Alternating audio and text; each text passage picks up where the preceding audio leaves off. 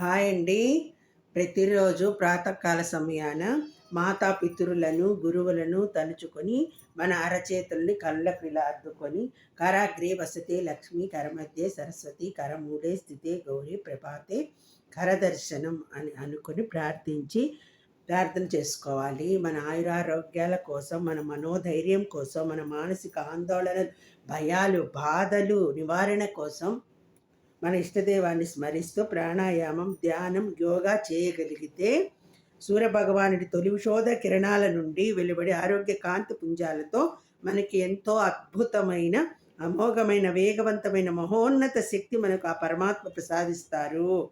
ఎంతటి కఠినమైన రుగ్మతలు ఉన్నవి నెమ్మది నెమ్మదిగా తగ్గిపోయి ఒక కాంతివంతమైన దివ్య తేజస్సు మనలో ప్రసరిస్తాయి. అందరూ భగవంతుని అనుగ్రహంతో ఆచరిద్దాం. ఉల్లాసంగా, ఆనందంగా, సంతోషంగా, ఆరోగ్యవంతంగా